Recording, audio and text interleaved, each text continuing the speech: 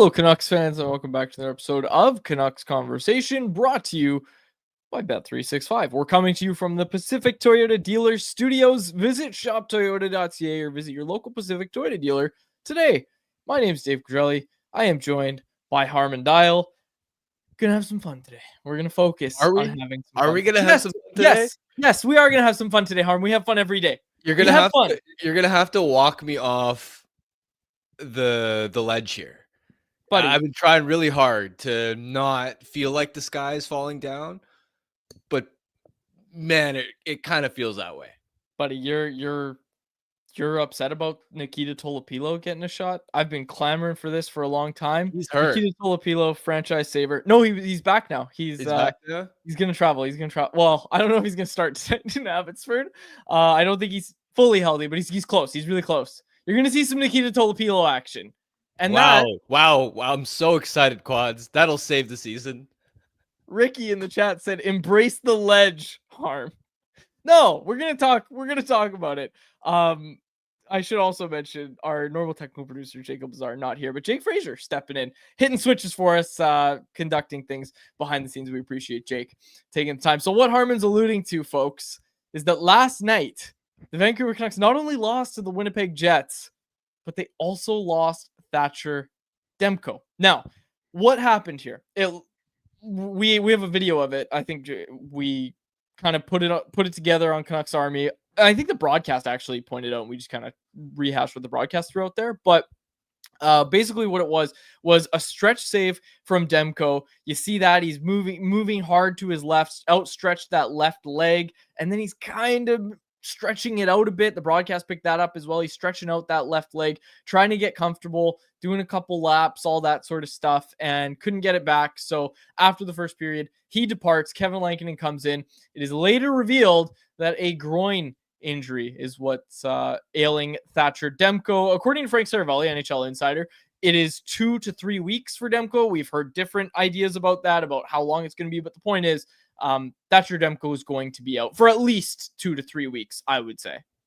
Yeah, and when I hear a timeline like that, I'd be careful about getting my hopes up if I'm a Canucks fan, because one, timelines can change. I mean, this is obviously different than his popliteus injury, the knee-related issues, but remember the playoffs in 2024 when there was so much talk around the timeline of, if the Canucks make it to the Western Conference Final against Dallas, Thatcher Demko could be an option. And then it wasn't just that things got delayed. Beyond that, he wasn't on the ice at the start of training camp, and it wasn't until December that he made his season debut, 8 months after the original injury. So A, timelines can change, and B, really, you're telling Canucks fans that timelines can change?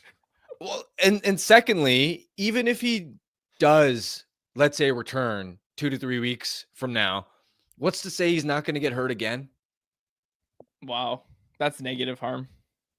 I mean, I wanted to look through, and he's been hurt 5 times in his last 37 appearances, dating back to the latter stages of the 2023-24 regular season, right?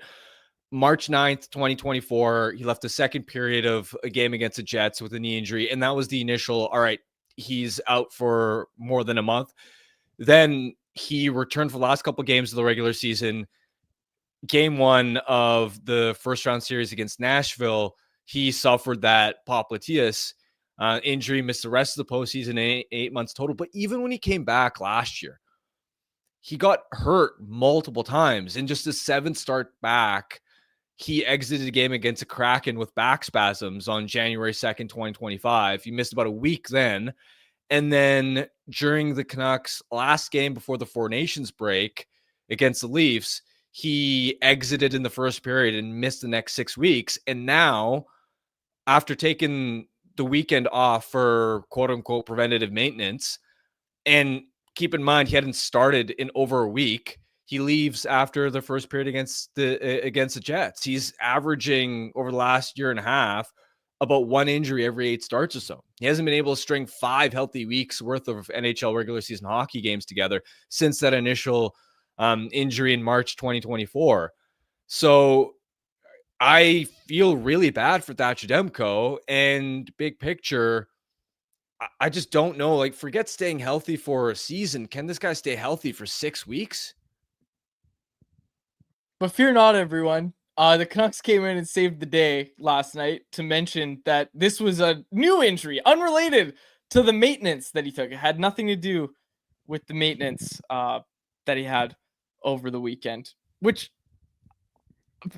doesn't make it better. I don't think. Yeah, I mean, the reaction to that from people was just that, oh, so he's just injury prone? Like that's what this means, and you just kind of laid it out there.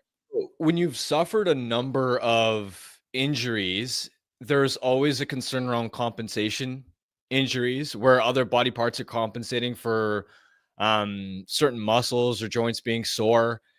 And this is where Demko's injury troubles also predate the NHL. Remember that when he was a prospect in the NCAA, he had double hip surgery as well.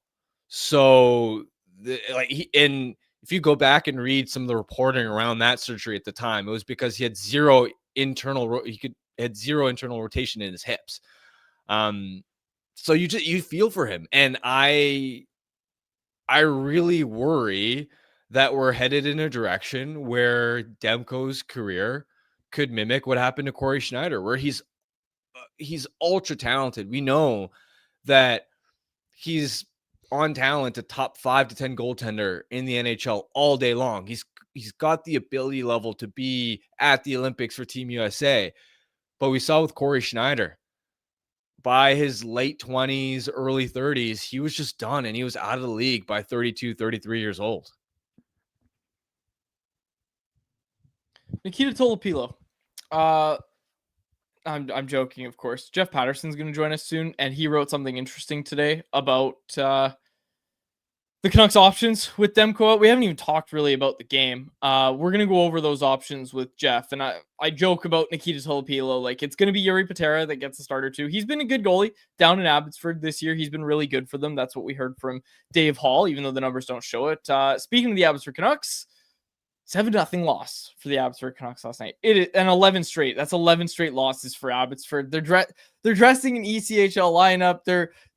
I think they're 30th in the standings of the AHL right now, and there's no Gavin McKenna for having a low AHL record. So that really sucks. I feel for the guys down in Abbey, especially Manny Malhotra. Yeah, 100%. And it's not just the call-ups that certain guys graduating from the championship team, as well as their own injuries. It's also they lost key contributors in the offseason. Guys like Phil DiGiuseppe, Sammy Blais, Artur Shilov's, obviously. So you compound those offseason departures with the players from Abbotsford that have been called up with some of the own injuries that they've dealt with, and it's a recipe for disaster. Spencer Martin on waivers. I am Big Doggy pointing that out in the chat. Not for Abbotsford, for Vancouver. We'll talk about it. We'll get through it. We're going to bring in Jeff Paterson, who's a presentation of our friends over at Greta, a great spot for all games, home and away. You can skip the line and not have to pay cover on game nights if you're wearing the home team's gear. And of course, there's also the game day specials at Greta, including $3.33 off select food items, $3.33 for select drinks, and more. With the arcade, bar, and street food menu, Greta's a great spot. Make it your spot to watch the next game. 50 West Cordova Street is the address. Let the games begin. Jeff Paterson joins us now, the host of Rinkwide Vancouver. Jeff, I wasn't watching Rinkwide last night, but what was your chat like? Because ours is talking a lot about a rebuild. What's your chat like these days? Yeah, I mean, there was frustration, obviously, and I echo your sentiments. Like, I feel for Thatcher Demko. I do. I mean, this guy's a competitor. He doesn't want to have this happen to him repeatedly. But, guys, he's weeks shy of his 30th birthday. And, Harm, you just laid out the Corey Schneider situation there. The clock's ticking. And so this idea that it wasn't related to whatever last week was, who cares? He's hurt again. That, to me, that's really all that matters. And really, when you look at it, the incident in question, if we think we've isolated the one play where he moves laterally from his right to his left, looked like a move that a goalie has to make 100 times a game. And that was enough to have him pull himself out of the hockey game. Like, that's concerning. And in fact, really, when you go back through his long list, and Harm did, The game against the Leafs before the Four Nations break, again, just kind of sauntered to the bench and disappeared down the tunnel and wasn't seen for 6 weeks. If he's getting run over in the crease or somebody falls in his leg, like that's one thing, but these are just routine motions and movements that goaltenders have to be able to do, and they got to be free in their mind to know that their body's going to be able to live up to all of that. And so when the Canucks come out and they bend over backwards and they spent the entire weekend twisting and turning Adam Foote on Friday when he first addressed it, and Patrick Elvine on After Hours saying that he was a possibility for Sunday, and then he couldn't even get through 20 minutes on Tuesday. I go back to this idea that, like, when you've had this long list of injuries, they're all connected somehow, some way. It's his body. It's the same body. And I would just say, okay, maybe it's not the same thing and again, we don't know, there's no clarity, but if last week was all about a knee and this is a groin, I would say that not having played an NHL game since the previous Monday, only backing up on Wednesday, taking the maintenance day on Friday, and then not dressing on Saturday or Sunday, and all of a sudden getting thrown into NHL action and expecting your body to hold up when you haven't even been on skates and face shots in a week, it's all connected. And so whatever kept him out last week, I think does play into the reason that we're talking about him again here. And so I feel for the guy, but he's coming close to his 30th birthday. I've made this point with you, but to me, of all the things that I think about with Thatcher Demko and the heights that he has elevated his game to, week shy of his 30th birthday, and he has started 4 NHL playoff games in his career. And when that's some of the best hockey he's played, but through his own availability and just the ineptitude of the organization through most of the years that he's been here, he hasn't had a chance to perform in the playoffs. But in the same time that Demko's been in the NHL, Andrei Vasilevsky, I think, has played in 118 playoff games. Like, it's just wild to me. Like, it just, you get to your 30th birthday as a star goaltender and you've made 4 playoff starts. And the way this season is trending, it's not like he's going to be able to add to that, but he's going to turn 30 before then anyhow. So I feel for the guy, I do. But this is now very much part of the Thatcher Demko story. And it's, your point is a great one. It's not about can he get healthy. It's can he stay healthy. And so when he gets back from this one, I mean, I think kind of like Philip Hedl, we all thought at some point this day would arrive. And sure enough, it's arrived for both of them in the first 20 games of the season. His extension doesn't even kick in till next year, $8.5 million times 3 years.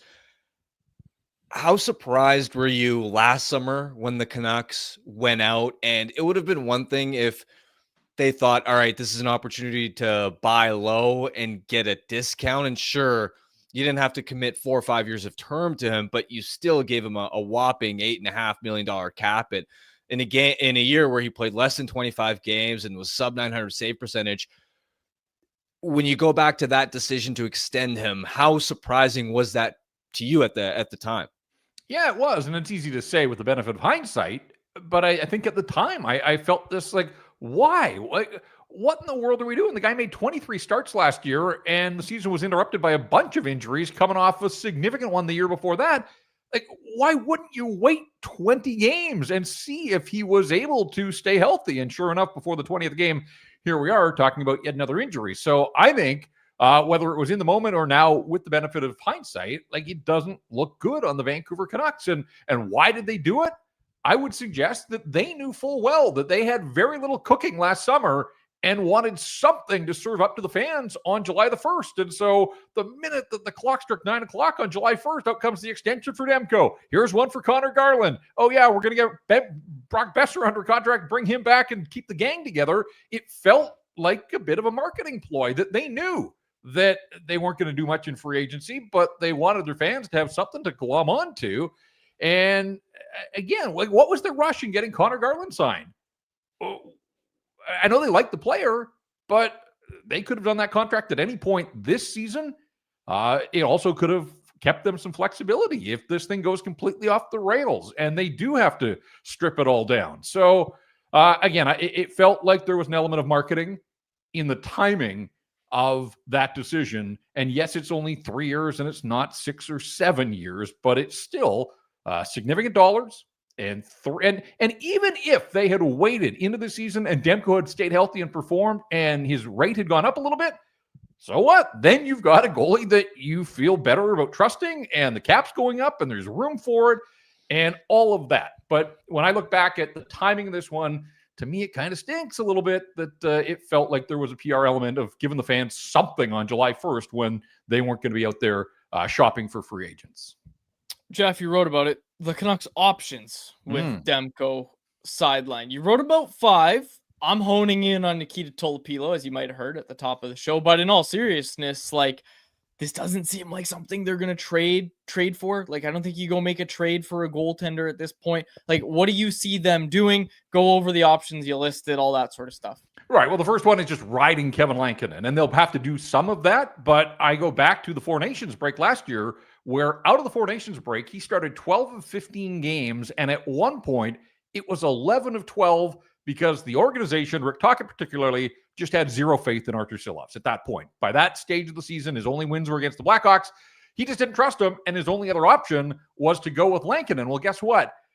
During that 12-game stretch, his save percentage dropped to .883, I think. And at one point, he played 6 in a row. And over those 6 games, his save percentage was .875. So, yes, he got off to a terrific start.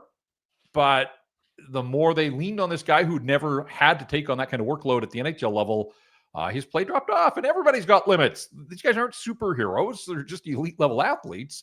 And so, Lankinen's going to get asked to play a lot here. But you can't ask the guy to play every game. And he's just come off a run here of back-to-back weekends, gets forced in cold last night, has started 3 of the last 4 games, has appeared in 4 straight games, and now they're, another 3 and 4 coming up here. So riding Lankinen to a degree, but that's not the answer just to play him. I've seen people say, if you can play, just keep playing him. Jiri Patera is the de facto backup for the moment. He's still on the roster here. This is a guy that's played 1 game in the National Hockey League in the last 2 years, 8 total over 2 seasons for Vegas. So it is kind of funny that after Lankinen and Demko, he's the most pedigreed National Hockey League goaltender they've got in the organization. And yet a total afterthought to the point that you guys were there in Penticton a year ago, not this past training camp, but a year ago, he couldn't stop the puck. He had a dismal training camp, and Silovs wasn't a whole lot better. Tolopilo was young. It forced them to go and get Kevin Lankinen. Like, I think the organization took stock of what they had. They knew that Demko was going to be out long-term, and they were like, we got to do something here. And so they went and got Lankinen, partly because Jiri Patera could not stop a puck. Well, then he gets hurt early in his year down in Abbotsford. Last year's basically a write-off. This time around, he didn't get a preseason sniff. He didn't play a game in the preseason, didn't play a period in the preseason. So again, total afterthought, who had been passed on the depth chart by Tolopilo. And yet, in his 3rd game in the American Hockey League, your boy there, David, stretches out to make an incredible save. I've seen the replay a few times, but in so doing, was injured. He hasn't played a game since October 24th. It's now November 12th. Now, word out of Abbotsford is he's getting close, but close doesn't help the Canucks right now. Close doesn't help the Canucks when they're in Carolina and Nikita Tolopilo is still rehabbing.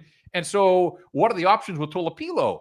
How can you possibly bypass a few AHL starts to get this guy back up to speed and throw him in at the NHL level when he hasn't played in what'll be a month? Like, that doesn't seem fair to him. And I know he wants to be in the NHL, but I don't know. That, at some point, if he can get a few games at the AHL level, by all means. But the idea of just coming off injury and going straight to the NHL, that doesn't feel right. And I've had people that said, what about Ty Young? Well, Ty Young's 0-5 with a 5-point-something goals against average. Not all on him for the reasons you laid out.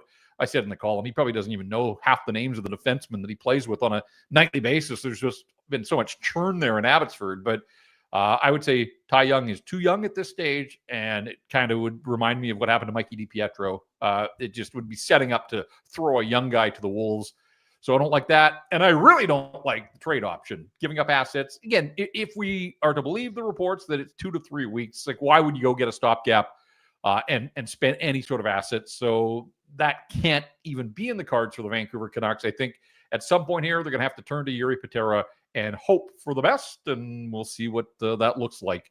when he faces NHL shooters for the first time in a bunch of years. Do you think turning to Jiri Patera could happen as soon as this next road trip? Because Lankinen essentially has played 3 of the team's last 4 games. He played both of the back-to-back games against Columbus and Colorado, and then 2 out of the 3 periods against Winnipeg last night. So he's already operating from a position where his recent workload has been elevated. And they get Carolina on Friday and then Saturday off. But then Sunday, Monday, they've got Tampa, Florida on a back-to-back. What would you do for the Canucks? Are you riding Lankinen for both the games against the Florida teams, or do you think that's when we might see Patera in one of those games? Yeah, I think for the preservation of Kevin Lankinen, you just have to, roll the dice and see what happens and take your chances with Patera. And maybe there's upside. Like maybe this is the opportunity that this guy's been waiting for, and then he's going to perform better than we're giving him credit. I mean, he's worked his way to a position where he has played NHL games. It's not like they're pulling a guy off the street here. But a couple things come to mind. One is, they've played Lankinen a fair bit. A lot of goals have gone in past him. Like, we all love Kevin Lankinen and taking one for the team and going back to back, but they gave up 5 in 3 of the 4 games on the homestand here. A lot of that's the penalty kill, and some of that's on goaltending. I mean, goaltending could be a little bit better. The penalty kill might be better, but that's for another day. So to your point, Harm, I think if everything's the same, that Lankinen will start in Carolina on Friday. That's not going to be easy for the Canucks. Then on Sunday, they catch a bit of a break because while the Canucks have a day off in Tampa on Saturday, the Bolts are in South Florida taking on the Florida Panthers, cross-state rivals on Saturday. Remember the preseason? Like, it was a bloodbath. And I don't know if that carries over into the regular season, but if that game gets away from either one of those teams, like, it wouldn't surprise me if some of that creeps back in. Canucks are probably going to avoid Andrei Vasilevsky. He probably plays against the Panthers. So, I mean, maybe you throw Patera in there on Sunday. Sneak him in against a tired Tampa. I don't know. It's Tampa. They're not at the level that they were a few years ago, but they still got a ton of top-end talent. The other option is the Florida Panthers. Like, they're missing half their team. And so they're still the Cup champs. You can't take that away from them, but they're not the team that won the Stanley Cup, given the lineup that they've got. And so maybe you go with Lankinen and hope to squeeze out some results in the first 2 games. But I would say one of the 2 games in Florida, take your pick, bit of a poison pill, and give Jiri Patera a start. Because when they come off this road trip, next week, by this year's schedule, is like a cakewalk. They've got 2 games in 7 or 8 days. So then you can get back to resting up Lankinen, and he can play the home games. It gets busy when they get back out on the road there, the U.S. Thanksgiving road trip to California and Colorado, and that'll take you up to 3 weeks. And at that point, maybe Demko is back. Who knows? We'll find out. I would assume more in the days ahead about a true timeline, but just working off the reports this morning of 2 to 3 weeks, I'm looking into the game in Colorado is the first game of the month of December. And at that point, maybe Demko has recovered. And if not Demko, then maybe Tolopilo is an option by then. But I think Patera is going to have to play a couple of games for the Canucks. So he's got to play at least 1 game for the Vancouver Canucks, I think, to keep Kevin Lankinen sane and as healthy as possible. Jeff, I'm starting to get frustrated with this rebuild conversation because I was worried you were getting frustrated with me, but no. You're doing a great job, as always. Right. Okay. I'm getting a little frustrated. I got my Canucks Army shirt on today. I know. I love it. The playoff shirt. It's therapy. Honestly, I was like, what am I going to wear today? And I was like, I'm going to harken back to a much simpler time when it was fun. It was fun. This was done for the playoffs, and that was fun. And it doesn't feel like a lot of fun these days. Carry on. The rebuild conversation, I feel like it's been muddied a bit by, I'll call them bad actors, being like, you can't even talk about it. Don't talk about it because, people don't support rebuilds in the middle or whatever the conversation is. And coming from the national guys of, you can't rebuild. You can't rebuild. It feels like everybody in this market understands what we're talking about, but I'm starting to get frustrated because I feel like the message has changed from, you're already not doing great this season, so just don't trade your way out of these problems, and you'll probably finish low enough in the standings. You trade Kiefer Sherwood at the deadline. You see what you can get for a guy like Drew O'Connor, who's the second coming of Connor McDavid right now. You see what you can get for those guys, and then you reevaluate, because then you've got some picks. You've got your own first round pick, which should be a high pick. Like, I feel like that's all the conversation is. Nobody's talking about tear it down to the studs. I mean, some people are, but we're talking about a pretty realistic, not asking for too much, it doesn't feel like, of just move your expiring assets, see what else you can get intentionally. And anybody who's got any sort of ailment that they've been playing through, go get that fixed. If you got a bum shoulder that you've been playing through for the past couple of years, go get that fixed. Go get whatever ailments you have, go get that fixed. You're shut down for the rest of the year. That's all we're talking about, it feels like, and just be not great for the rest of this season. Newsflash, you're already not a great team based on what we've seen so far this season. I know injuries, all that sort of stuff, but you're already waking up 28th in the NHL standings on November 12th. Like, this is right there. You can sell high on a couple guys and you can get some high picks. And, you look at what Pittsburgh's got with Ben Kindle, Coquitlam's very own. It doesn't feel like it needs to be one or the other. It just feels like we're getting gaslit into this idea that, it's not even possible to do the bare minimum of just take a step back for even half a season. That's what it feels like to me. Well, I thought last week was hilarious on some levels, and yet just sort of struck right to the core of this market, in as much as, if we go back and just do this chronologically, they beat Nashville in overtime and finished a road trip at 2-1, and people were like, these plucky Canucks somehow managed 2 wins out of 3. Like, look at them go. And then Connor Bedard comes to town, and the Blackhawks beat them, and everybody's like, oh my God, Chicago's ahead of them, and the North Vancouver guy's running wild. Meanwhile, his running mate there in San Jose, like, the Canucks are missing out. And then it was like Saturday night. Third period, Brock Besser comes through in the clutch. Look at them go again. And then Nathan McKinnon comes off the top rope, and it's like, this is what a first overall pick does. He comes and he runs your show with 5 points on 5 goals. And it was just like, oh my goodness, I needed Monday off. And then were those quads impressions that you were doing there? No, just Joe Fan, but it was too much, but it was also a perfect sort of encapsulation of everything that is this organization. But also through all of that, you've got the general manager going on after hours national television, pointing to Arshdeep Bains and Max Sasson as examples of, I don't know, something, success of finding players. That's not what this organization wanted, or that's not what the fan base wanted to hear, and that's certainly not what the fan base wants. I mean, there is a lack of elite level top end talent, particularly among the forward ranks. And yes, they've got pieces, but every team does. And that's not a slight on Jonathan Leckernacki or Tom Willander or DPD, who I think has struggled for the most part, and did again last night. Even if those guys reach their ceilings, they're not game breakers. They can help a hockey club, certainly. But management continues to sort of avoid the question of, where are you going to find these superstar players? They thought they had one in Elias Pettersson. As time goes by, it's just feeling more and more like we're going to have to accept that he's going to try hard and do a lot of things, but the idea of him getting anywhere close to 100 points feels like a ship that has sailed now. And then, of course, there's the Quinn Hughes saga that looms over everything else. So to your point, Dave, you're right. Like, they don't have to strip it down entirely, but committing to this same core and all these guys rushing back and wanting to be here, whether it was Demko, whether it was Besser, whether it was Connor Garland, you got DeBrusk locked up, you got Petey locked up, and what have they won? One playoff round, right? So at some point, I think you have to ask some hard questions about, to what end? Like, this group clearly hasn't been good enough. And I know they got to Game 7 against the Oilers, but the truth of the matter is they won one round that year with home ice advantage, lost more games on home ice than they won in that playoff. And they had a goaltender that was a nice story at Artur Silovs, but he's not here anymore. And Thatcher Demko was unavailable. So, yeah, I'm like everybody else that doesn't see a way out right now with this roster as currently constructed. And for all the things that had to go right for this hockey club, not even at the 20-game mark, and Demko's out, Patterson scuffling, and who knows if we'll ever see Philip Hedl again in a Canuck uniform.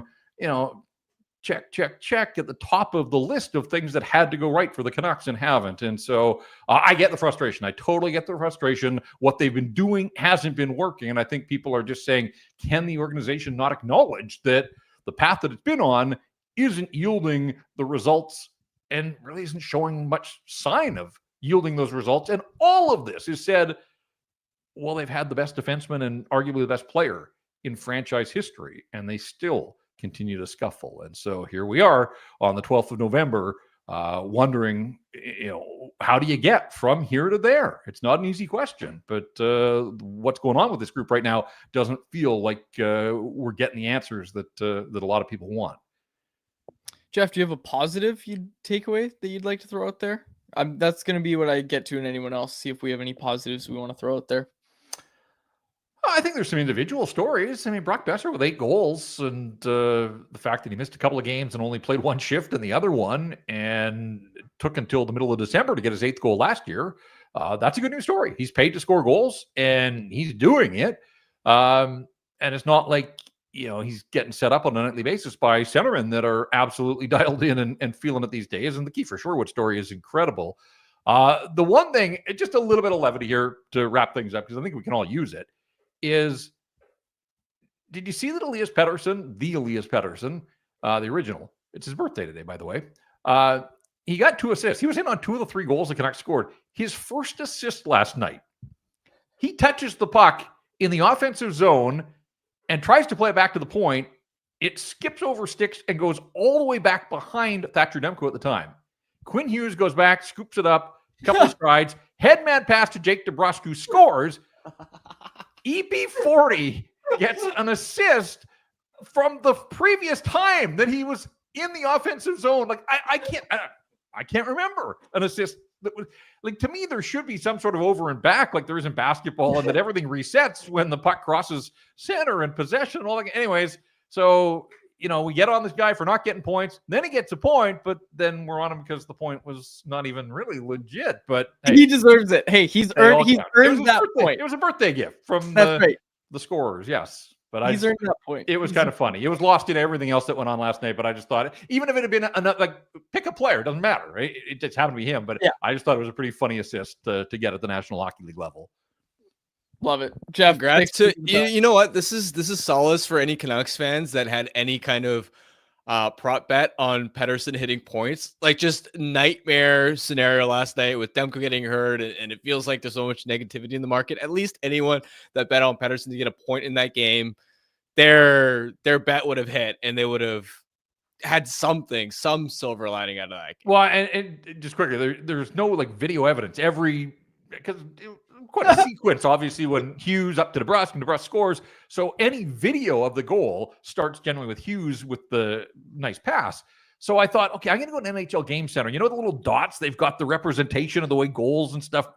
Even that, no, it all happened way too far back in time that the dots even kind of started as the puck slid back into the Canucks zone. So somebody must have seen Elias Pettersson touch the puck somewhere. He got an assist. Good on him. 2-point night for Petey. Must have been one of the best players on the ice. Love it. Jeff, thanks for taking time. Appreciate it. All right, boys. Thanks. There he is, Jeff Paterson, host of Rink Wide Vancouver. Canucks don't play till Friday in Carolina, but of course you can catch Jeff on Rink Wide Vancouver after that game. Love the passion from J-Pat. We're going to continue that as we could get to anyone else, which is presented by Pacific Toyota dealers and the Toyota Prius plug-in hybrid, a no-compromise approach to electric vehicles that offers the best of both worlds. You can drive up to 72 kilometers on the battery alone, then seamlessly transition from electric mode to the gas engine for a combined range of 962 kilometers. There's no sacrifices when it comes to horsepower, a style with its sleek, low, and wide exterior and sophisticated interior. It's loaded with tech that's actually easy to use. Plug in to recharge at home or at one of the over 2,000 public charging stations in BC alone. And now you can lease a 2025 Prius plug-in hybrid SE from $99 weekly at 3.49% APR for 64 months with $3,600 down. And it includes a $3,000 discount. Visit shoptoyota.ca or your local Pacific Toyota dealer today. All right off the hop, I wanted to continue this conversation about rebuilds and the conversation going on around them. I had a really good conversation with a listener of the show named Tim last night, and he was just saying, I appreciate that you and Harm are all on top of it, but the discourse the past week about the term rebuild is just getting so misunderstood. It's becoming this idea like people are throwing it out like, oh my gosh, you can't possibly do that because it's going to take 5 to 6 years. And it's like, no, I feel like what we were talking about, Harm, is only happens if Quinn Hughes is gone. Like if Quinn Hughes wants to resign, then you don't do it. We've made that clear, right? And there's some people who disagree with that and say trade Hughes now, even if you don't know if he wants to resign. I'm not there. You have to at least see if you can resign him. You have to see. But if you know you're not going to be able to re-sign him, and they might know that this summer, they will know that this summer, I should say, then all you're talking about is trade Hughes for young players and picks. You're going to be bad for the 26-27 season. You're likely already going to be bad this year, even with Quinn Hughes. Like if this continues, and they just lost Thatcher Demko, like if you get a top 6 draft pick, right? Obviously the prize is Gavin McKenna. You would love to have Gavin McKenna, but even if you get a top 6 pick, like you've got a chance to draft a game breaker, and that's what this team's missing. So the conversation isn't, oh, blow it all up right now, get rid of everybody. It's okay, don't re-sign Kiefer Sherwood. Like you got to trade him at the deadline. Sell high on a guy like Drew O'Connor, right? And yeah, Rajcraft in the chat said, aren't you talking about a retool then? Not really. I think a retool is if you trade Quinn Hughes for assets that are going to help you win now. That's a retool to me. I think a rebuild is you get told that Quinn Hughes isn't re-signing, and what you do in that trade is you go for picks and you go for young prospects. I think that's a rebuild. I think that's more of what we're talking about. And I also pointed this out last week as well. Rebuilding teams, when they declare they're going to rebuild, usually they don't have a Braden Coots, Tom Verlander, a Jonathan Lekermacki. Like usually they don't have those guys who their ceiling is more like, second line guys, but still legit prospects. Usually teams, when they declare they're going to rebuild, they're coming off a ton of success. And then they declare we're going to rebuild, and they move those pieces and they try to rebuild. It's what Mike Gillis wanted to do after 2011. They had a ton of pieces. They had nothing in the cupboards. That's when they wanted to initiate a rebuild. So you're already on, like I said last week, you're not on second base, you're not on third base, but you're at least on first base. And you've got a bit of a leadoff because you've got Alexei Medvedev, the goaltender. But like, do you agree with me that it feels like this conversation has just become a bit muddied, that people are starting to make it sound like it's this crazy ask of, well, you got to ship off everyone? Like, that's not the conversation I think we're having. Yeah, and I think the distinction too, for me, you can call it, label it, whatever you want. If the season continues on the trajectory it is, the point is just have at least a year or two where you're comfortable finishing near the bottom of the standings. And not that you're trying to blow it down to the absolute studs and trade every decent player, because you don't need to do that. And I think you want to keep a couple of your veterans that you think can be culture carriers for the group moving forward. But you want to position yourself to draft in the top 5, draft in the top 10, and have a shot at landing some elite talent for the next wave, because it's what this team is desperately missing. And when you go back to the Benning days, and this is the distinction between the retool and the rebuild, they actually did the losing of a rebuilding team. They got those top 10 picks, but they weren't trying to do that. They were trying to be a lot better than that. It's just that they kept missing on everybody that they acquired. And I think the key is, if you end up in this situation where the season goes off the rail and you're going, all right, what's next? The key is going to have to be avoiding the temptation of pitching this idea of a 2-year turnaround of, oh, just give us 2 years and we'll be back in the playoffs. That's not going to do it. And you can't then be chasing free agents. You can't then be trading away draft picks for reclamation projects. It has to be about accumulation. And I think that's the bigger clarification. Again, you can call it whatever you want, rebuild, retool. I don't think anybody wants to see this team be bad for 5, 6, 7 years before they're competitive again. But also, that doesn't necessarily have to be the case. I mean, the Pittsburgh Penguins are an example of a team that their contention window was so firmly closed. Last year, they not just missed the playoffs, but had a really bleak kind of outlook. They were actually a little bit fortunate to go on that little late season winning streak that actually ironically pushed them out of the top 10. But look at how quickly they've been able to rebuild the cupboards and get that going. First with the Gensel trade, which landed them a bunch of prospects, including Harrison Brunick, who's a young stud defenseman in their system. The 11th pick, they hit it out of the park with Ben Kindle, who's already up to 7 points in 15 games as an 18-year-old and is legitimately driving play as a centerman, although recently he's been playing some wing on Crosby's line. But like they've got some studs in the system now. They got McGroarty as well. Pickering. And they're better. They have a better record than the Canucks right now. And the key is it's not just that they're competitive, but you have hope. And I think that's what fans want to see is have hope, because this idea, the situation the Canucks are in right now, like what's the plan? This is what I keep coming back to. What's the plan to actually having a window where you can contend? Go through the NHL standings, and not even for the purpose of looking at where everybody is in the standings, although that's added context. Which franchises, I want people in the chat to answer this, which franchises would you want to swap places with the Canucks? Like, or excuse me, would you not want to swap places with, right? Like, who has a worse situation than the Canucks right now? Nashville. Like, Nashville? Buffalo? A retooling Calgary? team, by the way. Yep. Nashville, Buffalo, maybe Calgary. Like I'd throw Calgary in there. I wouldn't want to swap with them. But the fact that list no longer includes the Anaheim Ducks, the Chicago Blackhawks, the San Jose Sharks. The Sharks are 8-6-3. It's crazy.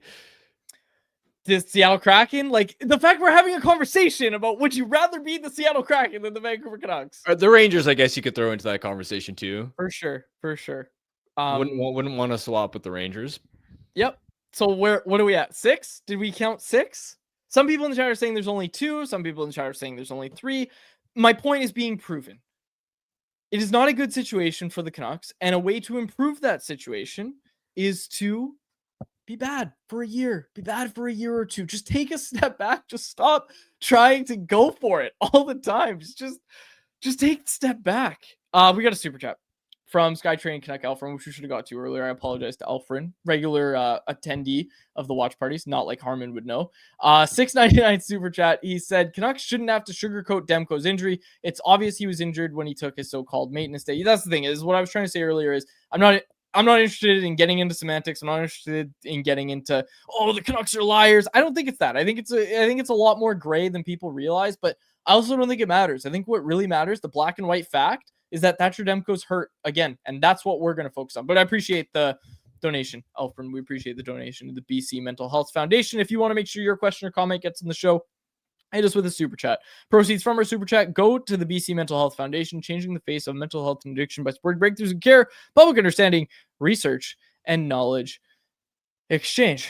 Anything else? Like, I feel like we touched enough on the rebuild stuff. I said what I needed to say, and I think you did a good job too of talking about what we're actually talking about. It's not you can't rebuild because you're going to be bad for so long. It's not that. That's not what we're talking about. We're talking about you've got some interesting young pieces. Build around those. See if you can go get that elite difference maker, because guess what? Arshdeep Bains and Max Hassan, they're great stories. They're not the pieces that you're missing. It's great that you were able to find those guys. It's a huge feather in the cap. Well, not huge, but it's a feather in the cap for the Canucks pro scouting staff, for the Abbotsford Canucks. It's a feather in the cap that those guys are there and that you went out and found those guys. That's a win for the organization, but you need the difference maker at the top of your lineup. When you say you're 1 to 2 pieces away or whatever it is, the pieces that you're looking for are only found in the top 3, the top 5, really the top 3 of the draft, unless you get lucky. Well, and also this idea that, all right, ownership really wants playoff revenue. They have always been looking for people that can pitch them on a 2-ish year turnaround or whatever it is, short-term fixes, taking shortcuts. The ironic part about that is that since 2016, they've only had 1 year where they've had home playoff revenue. only had 1 year where they've had home playoff revenue. So it'd be one thing if you were, let's say, the Minnesota Wild, where, all right, you're in the mushy middle and fans are saying maybe you got to focus on the future or whatever, but at least as an ownership group, you're getting the playoff revenue. It's just, all right, you can't get out of the first round. For the Vancouver Canucks, they haven't even gotten the home playoff revenue. And this is the argument I remember making years and years ago, back in 2019, 2020. My idea, and this was a whole idea around delayed gratification, right? Is if you just committed to doing it the right way, the guarantee on the other side essentially is you don't know if you're for sure going to be a year in, year out cup contender, but at least you could be a team like the Carolina Hurricanes, or for how little playoff success they have, at least the Toronto Maple Leafs are in there every year and get their ownership playoff revenue. Colorado, Florida, Tampa, teams that are in the fight every single year making the playoffs. If you had just committed to building the team the right way, even from that idea, that original goal of chasing playoff revenue, you would have had way more playoff revenue just by being a perennial playoff team. This is the part that pisses me off too, is we've had so many people, mostly on Facebook, when we talk about, this is the idea, like, you just be bad for a couple of years, you get these top end guys and you're there every year. Like, look at Toronto, look at Edmonton, the thing you just said. And the number one thing we hear is, well, they didn't win a cup. And it's like, yeah, well, neither of the Canucks. But you know what? Like, they're in the conversation every year. When those cup favorite odds come out every year, they're at the top and the Canucks are at the bottom. And guess what? Those teams that are the cup favorites make the playoffs every year. What a champagne problem that the fan base doesn't care about the regular season. Like, the Oilers are on fire right now, in a bad way. They're a tire fire right now. And all the conversation is, well, they need a new goaltender. Like, that's a big part of the conversation. But also it's just, well, they do this every year as well. So, like, they'll still make the playoffs, but what are they going to do when they make the playoffs? The Leafs, same thing. It's, who cares about the regular season? They can't make it through the first round of the playoffs. And a little bit different in the Leafs land right now, and maybe we'll this talk year they about might not actually make it. Yeah, this year's a little different, but I'm talking about the past, like, 10 years. Like, that's been the conversation of, like, just get it done in the playoffs, and what a luxury that would be. So I'm sorry, but miss me with this, well, rebuilding doesn't work because those teams haven't won cups. Those teams are in it every year. Like, that's how you get the cup, is you are in it every year. Being in it twice every 10 years, that's not going to do it. Like, that's just not going to do it. And I mean, again, like, the St. Louis Blues, the Cinderella run, great. They won the cup. That's amazing. But you can't point to the St. Louis Blues and be like, that's the rule. Like, that's the exception. That's the exception to this. Yeah, for sure. We had a chatter. Liam Williams in the chat said, are the Islanders an example of what a Canucks rebuild would look like? I would love if the Canucks finished 10th in the standings and then jumped up and drafted Gavin McKenna. Yeah, I mean, maybe. And I'm not saying this to make fun of Liam, because he's absolutely, he's right. Like, if this is where the Canucks are going to hang out, yeah, they need some crazy lottery luck. Because guess what? Gavin McKenna does really improve this team. Like, your rebuild's over if you get Gavin McKenna. You go get Gavin McKenna, you've got a 1-2 punch of him and Brady. They also traded Noah Dobson, not young, but in his prime, mid-20s defenseman, for 2 first-round picks. So 100%, there was a lot of lottery luck. And up front, they've obviously committed to wanting to keep Horvat and Barzal, which actually, now that originally I was thinking, I don't know about that. But considering how hard it is in this new landscape to keep and find and keep top-level talent, I actually don't hate that idea, especially seeing how much of a difference maker Schaefer has been right away. But the point being, it's not just, they won the lottery and got lucky. They've committed to building for the future with that Dobson trade and getting another 2 picks in the middle of that first round. And I think Aitchison is off to a great start. And they also got Emil Heineman in that trade, who's been providing a great top 6 impact. He was the underrated player involved in that trade. He's 23 years old, so he got another young piece there. Yeah, so Aitchison, this guy's a physical throwback style defenseman, drafted 17th overall. As a defenseman, he's got 15 goals in 19 games in the OHL. I'm looking up Emil Heineman's numbers real quick. I did not know he was up to 10 points already in 16 games. Like, okay, so what we're actually talking about is that the Dobson trade is like a really low level of the Hughes trade. Like, if the Canucks are going to trade Hughes this offseason, like, that's what you want to see them do, is go get multiple first-round picks. If Dobson can get you 2 first-round picks, holy smokes, Quinn Hughes should get you 3. Like, and I know easier said than done, but you have a huge weapon, like, in your arsenal. If Quinn Hughes doesn't want to resign, if he doesn't want to resign, you've got a huge weapon in your arsenal to just go kickstart that rebuild and really, like you said, make it like the Islanders rebuild. Well, also, this is one of the other worries coming out of the Demko conversation is a huge part of when you're the Canucks and you're trying to pitch Quinn Hughes on re-signing this coming summer. One of the first things Quinn is going to ask is, well, what's the plan to actually win here? What's the plan to win in Vancouver? And normally, a huge part of your plan, which this management group has spoken ad nauseum about, is having, quote unquote, one of the best goaltending tandems in the league, led by Thatcher Demko, one of the only other elite talents on this roster. Well, with Demko not just getting hurt now, but the overall history of he's been hurt 5 times in his last 37 appearances in NHL games. What do you think Quinn Hughes is thinking about Demko's ability to stay healthy? And if your management trying to pitch Hughes on, well, we're going to have great goaltending, like, can you really believe that Demko's going to stay healthy? And to me, without having that confidence that you're going to get elite goaltending, I just don't know if you have a viable plan that that would really appeal to Quinn. I think that hurts them from that perspective too. What's the plan to win? Well, you're the plan to win, Quinn. Sign.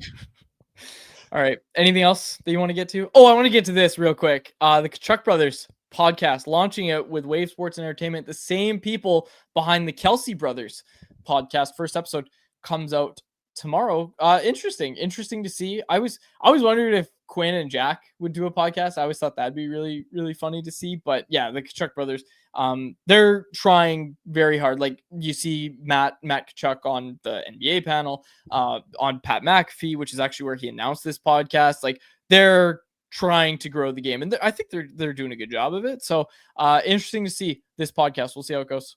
Yeah, I'm excited for it. Both those guys have fun personalities, and if anyone in the NHL, an active set of players, was gonna start this, it was always going to be the Tkachuk brothers. So I'm going to tune in. I'm excited to see how it turns out, and we'll see how unfiltered are they actually. Right? How much can the Kelsey brothers are very unfiltered. Yeah, and it's so jarring though whenever I hear players outside the NHL on other podcasts, even if they're just guests. Yeah, I was listening to Kevin Durant on another podcast recently, and the level of, like, hockey players are so humble. For example, I think Connor Bedard was on Overdrive recently, and he was asked a question about, hey, if Doug Armstrong called you and said, hey, why should we pick you for Team Canada? What would you say? And you could tell Bedard was so awkward about, I have to gas myself up, and basically kind of danced around the question. Was like, I've got some skill and whatever. Meanwhile, you have NBA players, like a guy like KD's like, yeah, I still feel like I'm in the same conversation as LeBron. I'm one of the greatest of all time. And it's just, you actually get their real thoughts, which is fun. So obviously the Tkachuk brothers are outspoken. They're a lot different than your typical hockey player in that sense, but still, I mean, like Draymond Green has his own podcast, and that dude is just bananas. He's unhinged at times. I'm curious just like where exactly the Tkachuk brothers are going to fall, because it sounds fun, but and I believe in their personalities, but it could still seem sanitized compared to some of these other athletes from other sports, just because of how just a hockey culture and not wanting to make headlines and that kind of thing. Okay, I got to get to this comment from Mark. I wanted to close it out, but he said, repeating myself, so I'm sorry I missed your first comment, Mark. And this isn't to blame Mark, but he said, Erik Karlsson to the Sharks returned Josh Norris and a lucky lottery pick, Tim Stützle. It's not a slam dunk to get multiple frontline players when they trade Quinn. So what I'm trying to say is, let's say you trade for win now pieces. Hell, let's say you trade Quinn and you redo the JT Miller trade. You go get a guy who is a winger and becomes a 99-point center for your team. Like, that's like a 99th percentile outcome of win now, right? Do you agree with me? Yeah. Okay, so let's say you do that. Does that put your team over the edge? No, it doesn't. Because the guy that you're trading for, we're talking about, is mid-20s going on 30. Like, you need to line this core up properly. You need to redo this core. You can't keep trying to do these measures of let's win right now. And yes, you're right. There is no guarantee when you trade a first round pick that guy's going to become something. But your probability of that, I would say, is even higher than the probability of a guy that a team that is clearly trying to win now, if they're trading for Quinn Hughes, the guy they're sending you back, the odds of him becoming something great for your team that offsets what you're going to lose by losing Quinn Hughes, it just doesn't add up. Do you agree with me here? Because this is why I'm against the idea of go get win now pieces. Because even if you get that 99th percentile outcome, Phil Hronik's another one. Phil Hronik's been phenomenal. Great outcome for them on that trade.